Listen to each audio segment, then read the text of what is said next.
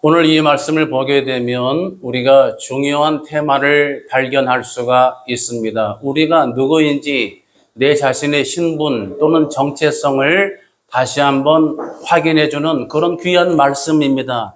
그리스 철학자들은 자기 자신이 누구인가, 자기를 성찰할 때에 즐겨 쓰는 단어가 소프로시네라는 단어입니다. 소프로시네라는 단어를 썼는데 소는 지혜, 프로시네는 항상 보존하고 있다. 소가 보존이고 프로시네가 지혜군요. 그래서 지혜를 보존한다. 나에 대한 성찰을 늘 간직한다. 그래서 내가 휴브릭스라고 하는 들떠서 오만하거나 거만해지지 않도록 나를 가라앉혀서 나 자신이 누구인가를 항상 바라본다, 직시한다. 이런 중요한 의미를 가지고 있습니다. 그래서 사람이 내가 누구인지를 깨달을 때 인생이 힘을 얻는 겁니다. 그때 힘을 얻는 거예요. 제가 설명한 것처럼 김도환이라고 하는 한 사람도 김좌진 장군의 아들인 것을 깨닫고 났을 때에 그가 남의 돈이나 뜯고 살던 그가 인생을 바꾸게 됩니다. 그러니까 내가 누구인지를 알게 되는 사람은 그 사람의 인생을 바꾸는 계기가 되죠. 그런 면에서 우리 신앙인에게 믿는 사람이 우리 자신이 누구인가를 이것을 깨닫는 것, 내가 어떤 사람인가를 확인하는 것은 굉장히 중요한 의미를 가지고 있습니다. 이런 맥락에서 성경 요한일서 5장 10절을 보게 되면 우리가 어떤 존재인지를 밝혀주고 있는데 하나님의 아들을 믿는 자에게는 그 안에 증거가 있다고 말합니다. 하나님의 아들을 믿는 자에게 그 안에 증거가 있어요. 이 증거가 무엇인가? 요한일서 5장 11절 12절을 보게 되면 이렇게 설명하고 있습니다.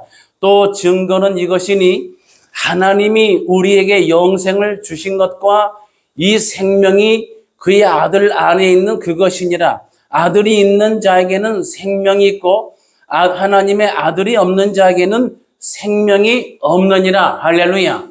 그러니까 우리가 누구인가 할 때에 정말 하나님의 아들 예수 그리스도를 믿는 자에게 있는 뚜렷한 구별되는 증거가 뭐예요? 한마디로 생명이라고 하는 것이죠. 생명입니다. 여러분 오늘 예배하실 때 저와 여러분이 하나님 주시는 생명의 힘이 약동하여 넘쳐날 수 있기를 축복합니다. 이 생명이 바로 우리 일반 사람과 구별되는 하나님의 자녀인 하나님의 아들 된 증거라고 하는 겁니다. 그래서 하나님 보시기에 살아있는 자라는 그러한 의미를 가지게 됩니다. 옛날부터 여러 학자들이 생명에 대해서 연구를 했습니다. 오스트리아 물리학자 에르빈 슈레딩거도 생명이 무엇인가 책을 써서 생명을 설명을 해보기도 했지만 여전히 생명은 과학적인 시각에서 신비에 쌓여 있습니다. 많은 과학적인 시도에서 과학적인 결과물을 만들어내지만 생명 자체는 과학임으로 만들어낼 수가 없다고 하는 거죠. 사실 일반 세상에서는 생명을 어떻게 한주합니까? 숨을 쉬는 거라고 그러죠. 그래서 생명이 끊어지는 것, 숨을 거둔다, 숨지다, 뭐 이렇게 말합니다. 여러분 숨을 쉬고 계시잖아요. 지금도 예배하면서 생명을 보존하기 위해서 애를 쓰시잖아요. 예? 호흡을 마셨다가 내셨다가 하면서 호흡을 하고 있습니다. 일반 의학계, 생물학계, 과학계에서는 이 호흡을 기준으로 삼습니다. 그런데 우리 신앙인, 이런 생물학적으로 호흡이 이어지고 있느냐, 숨이 멈추어졌느냐, 이것이 관건이 아닙니다. 우리는 더 깊은 단계의 개념으로 살아있느냐, 죽었느냐를 우리는 다루는 존재라고 하는 거예요. 성경에서는 이 부분을 이렇게 말합니다. 살아있지만 사실상 죽어있는 사람도 있고 죽었으나 살은 자도 있고 이렇게 말합니다. 살아서 믿는 자는 영원히 죽지 아니하리라. 죽어도 살겠고 이렇게 일반 개념에서는 정말 난해하기 짝이 없죠. 이해하기 어려운 그 사는 것과 죽은 것을 성경이 규명을 하고 있습니다. 디모데전서 5장 6절에서는 향락을 좋아하는 자는 살았으나 죽었느니라. 요즘에 뉴스에 보면은 여러 범죄, 여러 이제 사건, 사고 많이 나오잖아요. 향락을 좋아하는. 여러 이제 마약류라든지 요새 그 많지 않습니까? 알코올 중독도 있습니다만. 향락을 좋아하는, 향락을 추구하는 인생은 살았으나 죽었다.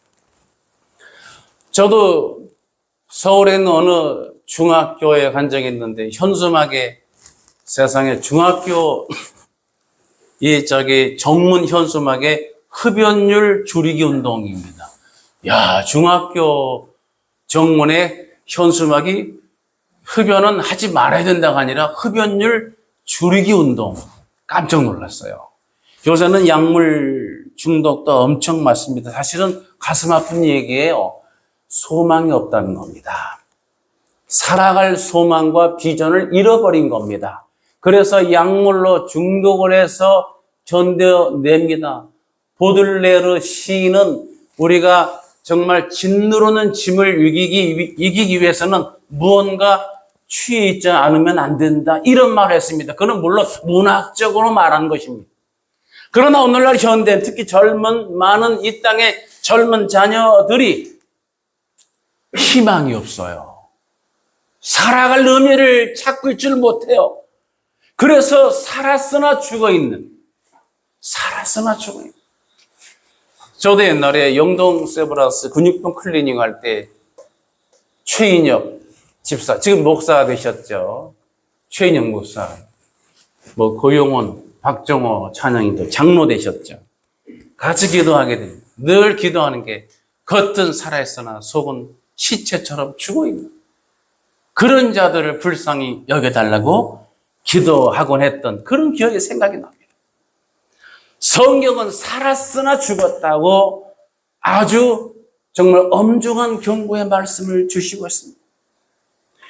계시록 3장 1절 보게 되면 4대 교회 사자에게 편지하는데 여기 뭐라고 나와 있어요? 하나님의 7영과 7별을 가지신 이가 이르시되 내가 내 행위를 아노니 내가 살았다는 이름은 가졌으나 죽은 자로다. 살았다는 이름은 가졌으나 괄호 열고 실상은 괄호 닫고 죽은 자로다.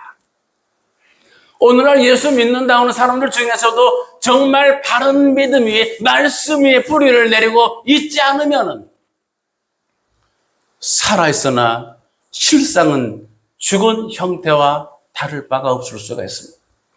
꽃꽂이 할 때 꽃을 꺾어 오면은 지금은 꽃병에 물이 있어서 지금은 살아있긴 하지만 둥지를 떠나서 잘려있는, 밑둥지가 잘려있는 식물은 이제는 곧 죽을 수밖에 없는, 이제는 드라이 플라워나 될 수밖에 없는 그런 지경에 놓인 것.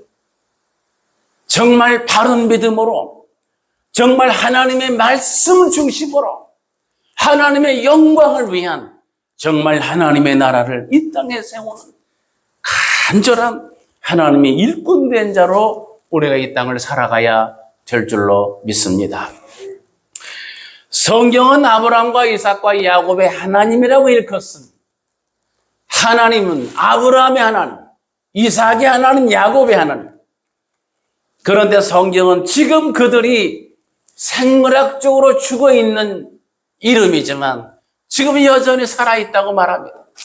누가복음 13장 28절에 이렇게 기록합니다. 너희가 아브라함과 이삭과 야곱과 모든 선지자는 하나님 나라에 있고, 할렐루야, 하나님 나라에 있다고 하는 거예요.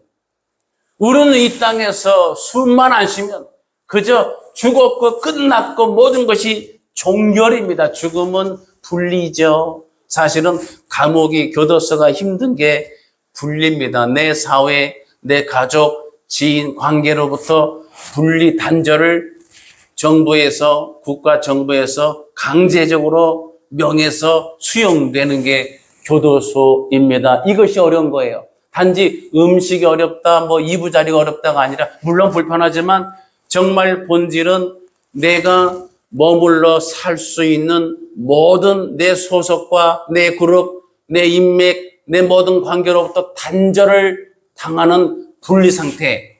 그 다음에 완전한 분리는, 이거보다 더한 분리는 죽음의 사건인 거죠. 그런데 성경은 아브라함과 이삭과 야곱이 생물학적으로 죽음 바 된 그들이 하나님 나라에 살아있다고 기록하고 있습니다. 이게 무슨 뜻일까요? 여러분, 한마디로 방식이 다른 겁니다. 여러분, 우리가 어느 시험 볼 때도 채점 기준이 있잖아요. 모든 사회는 다 평가 기준이 있고 다르잖아요. 어느 회사에서는 뭘 중요하게 보고, 어느 회사는 이걸 중요하게 보고. 자, 이 땅에서의 기준은 우리가 생물학적인 기준으로 보지만, 하나님 나라에서는 생물학적인 기준과는 전혀 다른 신령한 방식이 존재하고 있다고 하는 겁니다. 자, 그래서 이 모든 것이 가능한 이유가 딱 한 가지가 있어요. 왜냐하면 이 사는 것과 죽은 것을 지으신 이가 누구예요? 만군의 주 여호와 하나님이시잖아요. 하나님께서 생명을 지으셨습니다. 그래서 사람의 생사화복을 다스려 주관하신다고 기록하고 있습니다.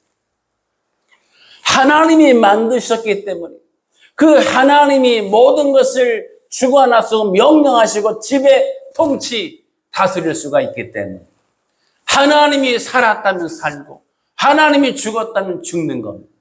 그래서 하나님과 결합이냐 분리냐가 사실은 우리 신앙인의 살아있느냐 죽었느냐 이렇게 나눠진다고 하는 겁니다.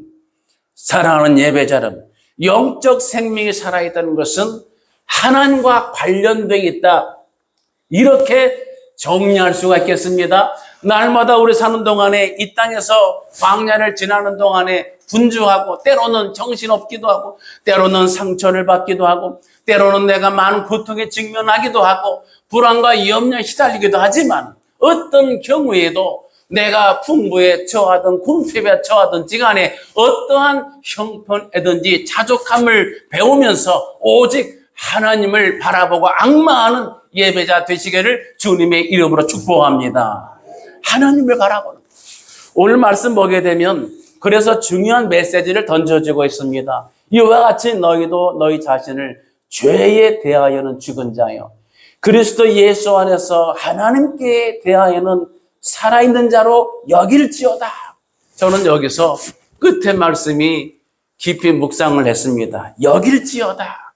자, 여러분 그냥 살아있도다 하면 되잖아요. 그냥 이렇게 너희는 하나님께 대해는 살아있는 자야 이렇게 종교를 지으면 좋겠는데 살아있는 자로 여길지어다. 여기라고 하는 거죠. 그러니까 오늘 제목이 산자로 여길지어다 이렇게 제목을 여기서 인용을 했습니다.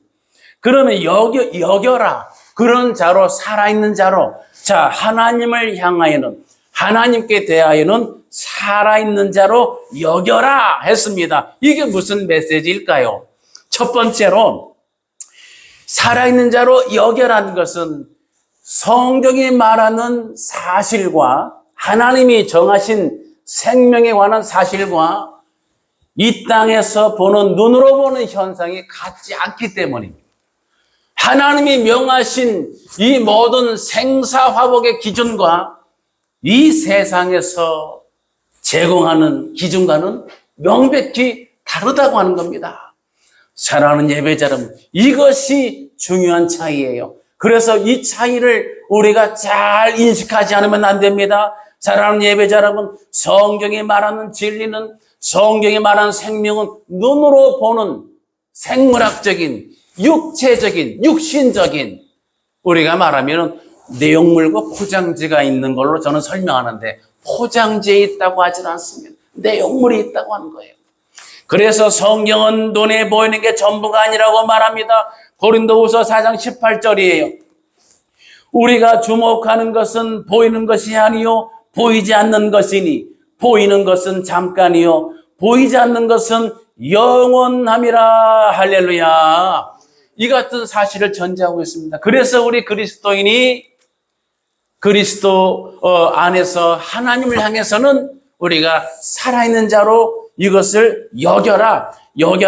정확히 눈으로 보이는 현상과는 많은 차이가 있고 다를 수가 있지만, 눈으로는 보이지 않을 수 있겠지만 내 육신의 습관적인 생각으로는 잘 인식이 안 갈 수 있지만, 하나님의 말씀 안에서 그렇게 여기며 살아라, 인정하며 살아라. 할렐루야. 이것은 하나의, 예수님 비유에서 한 임금이 1만 달란트를, 여러분 어떻게 했어요? 어느 가난한 사람이 1만 달란트를 빚졌는데 이걸 갚을 능력이 안 되잖아요.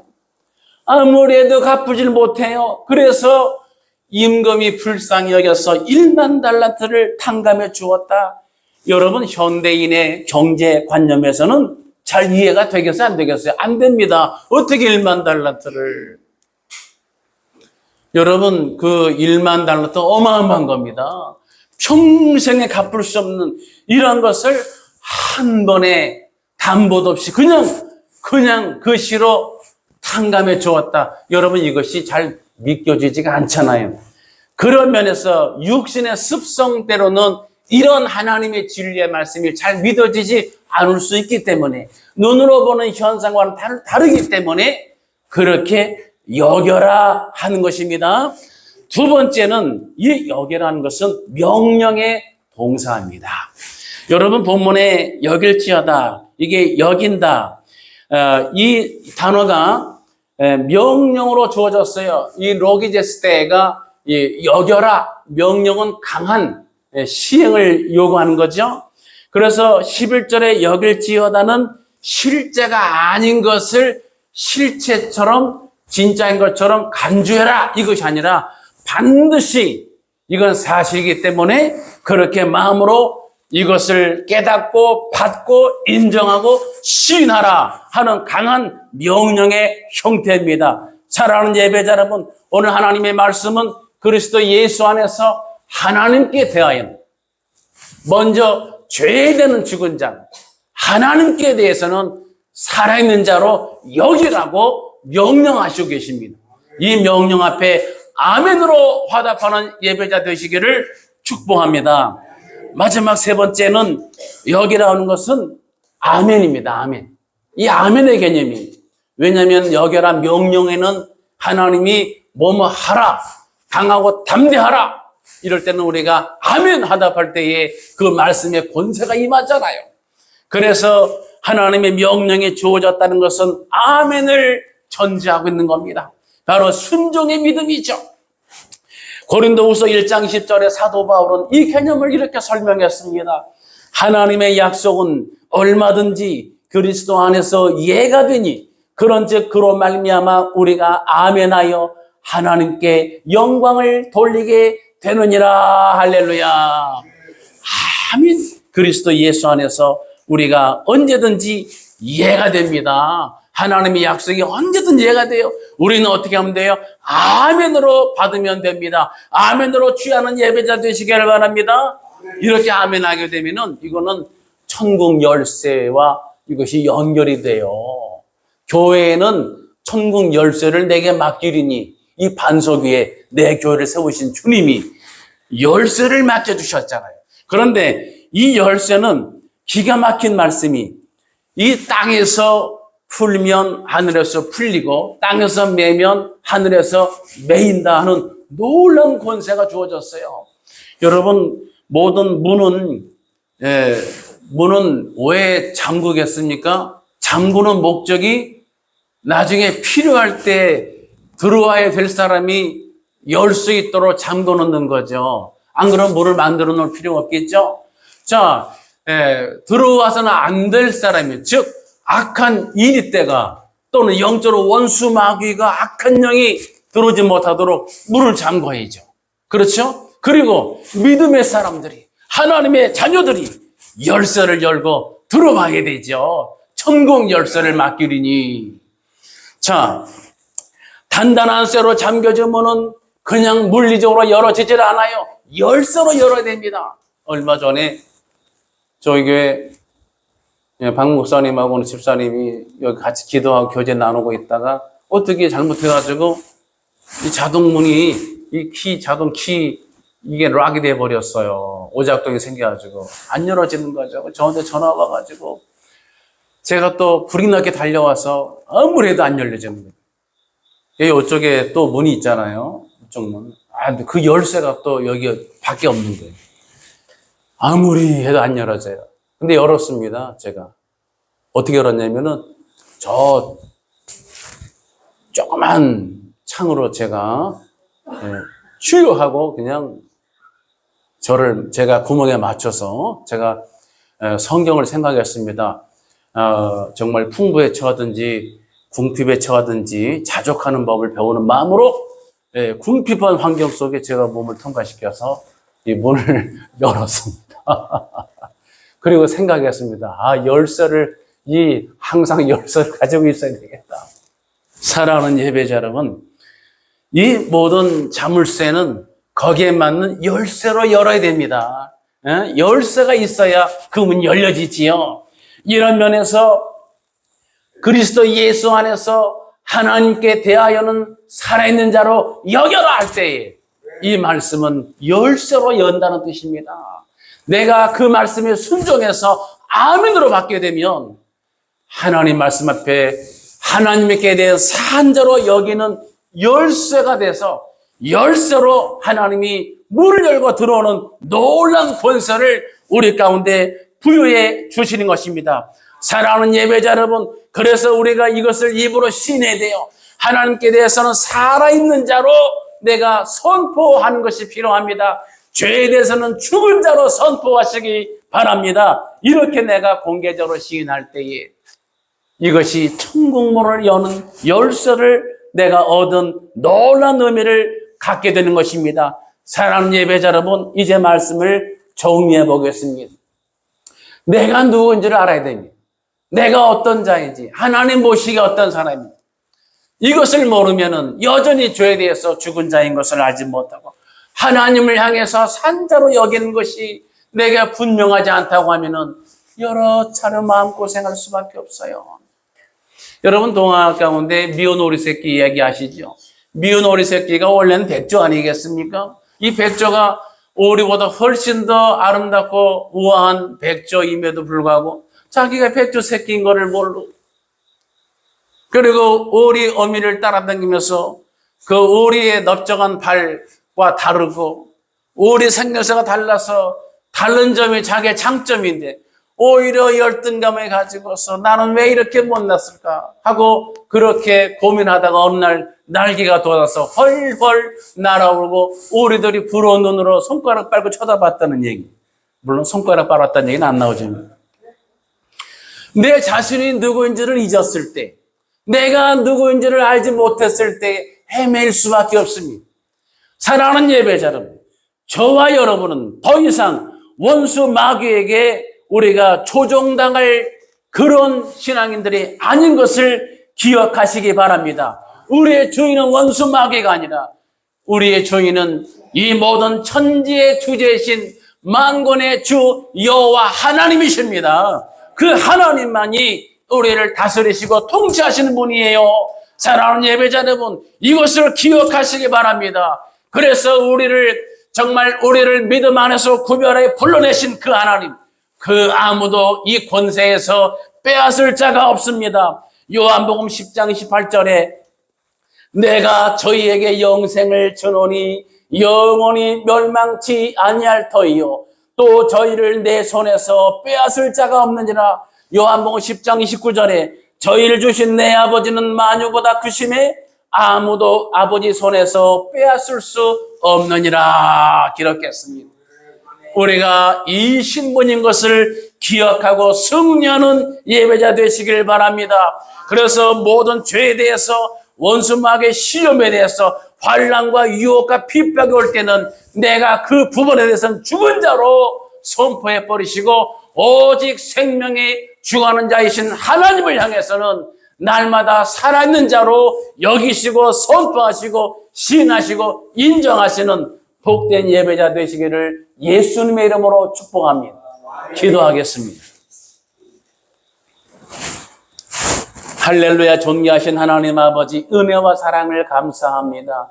우리가 누구인지를 알지 못했을 때는 이 땅에서 헤매이며 유리하며 방황할 때가 얼마나 많습니까? 마음고생할 때가 얼마나 많습니까? 이 세상 공중 권세 잡은 자들의 세력에 의해서 우리가 여러 핍박과 환난을 당하며 깨지고 부서지고 또는 우리가 마음에 쓴뿌리를 안고 살 때가 얼마나 많습니까? 그러나 오늘 말씀을 통하여 우리 하나님이 말씀을 통해 명령을 주시나이다. 죄에 대해서는 죽은 자로 여기며 그리스도 예수 안에서 하나님께 대하여는 살아있는 자로 여길지어다 명령하셨습니다.